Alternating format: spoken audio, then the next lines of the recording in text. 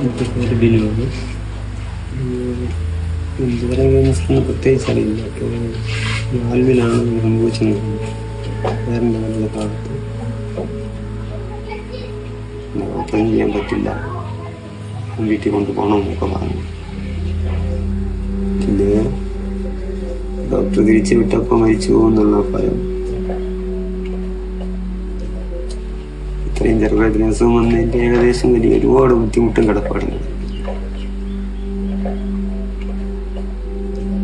കിടപ്പാടം തന്നെ മറ്റൊരാളുടെ കൈവശമായിപ്പോയി എന്നുള്ള പ്രയാസവും.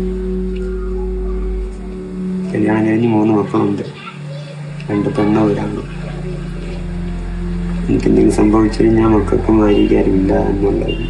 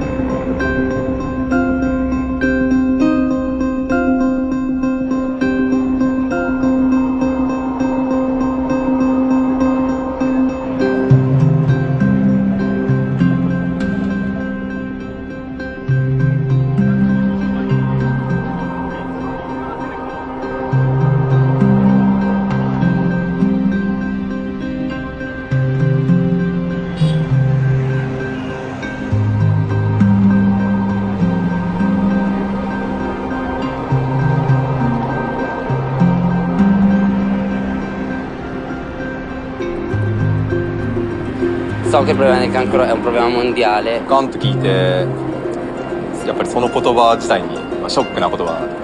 You know, it's kind of like an unstoppable force, you know, a force to be reckoned with. Oomblik as ek die woord kanker hoor, word ek beangst. Ek dink aan die dood, ek dink aan my lewe, hoe lang gaan ek lewe? Quando capiterà, capiterà e quindi inutile parlarne. I think every second person who you speak to has cancer. You know, it's just to look at the game if you don't. La primera reacción de cualquier persona que sabe que tiene cáncer es: me voy a morir.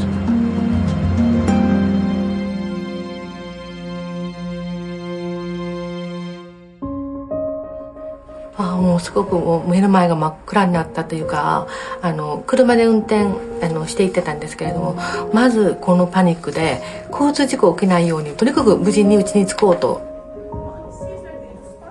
I had to go through various amount of tests, the bone marrow, the CT scan, and they told me that the cancer cells are spread through the chest area, on the liver, on the spleen, on the abdomen.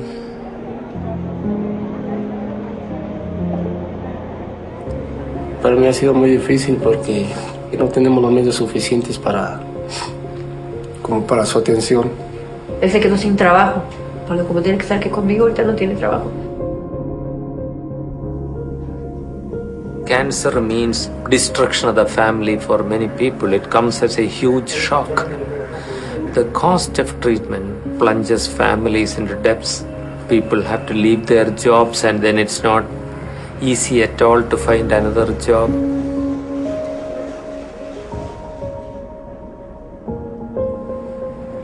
Los retos que tenemos para enfrentar el cáncer son enormes. Desgraciadamente en nuestro país, por la ignorancia que existe y la gente llega tarde al diagnóstico. Entonces, tipos de cáncer que en otros países son curables, en México aún siguen siendo mortales. Every country has a cancer problem, and we know that the incidence of cancer are going to increase over the next 20, 50 years, and we know we have, as some people would say, an epidemic on our hands. I think cancer needs to be dealt with on a global level because it is global in scope and yet different from place to place. You talk about Asia, obviously tobacco abuse and the burden there because of tobacco. The stigma associated with this disease in India or in Mexico or in South America, and it prevents people from being diagnosed, it prevents people from being treated effectively, and ultimately it leads to their death. You see, if you go back and look at what the state of cancer is in the world today, most people live in developing countries, which is why the numbers are higher there, and most people die of cancer. Okay, and they die in a lot of pain and with a lot of suffering. We have the medicine, we have the procedures, we have the technology to save lives in all of these continents. If we are not doing that, if we are not applying the medicine that we have to the people that need it the most, then we are failing morally and ethically.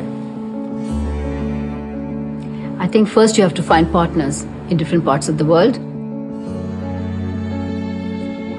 Whether you're in a non-profit organization, whether you're a university, whether you're a private oncologist, you're a fundraising organization for cancer, you have to band together because finances are few and far in between.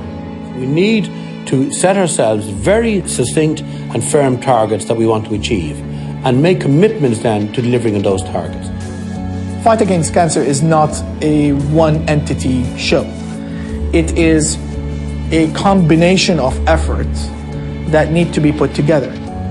Such collaboration really lead to the advance of the missions of all of us, which is one, which is fighting cancer.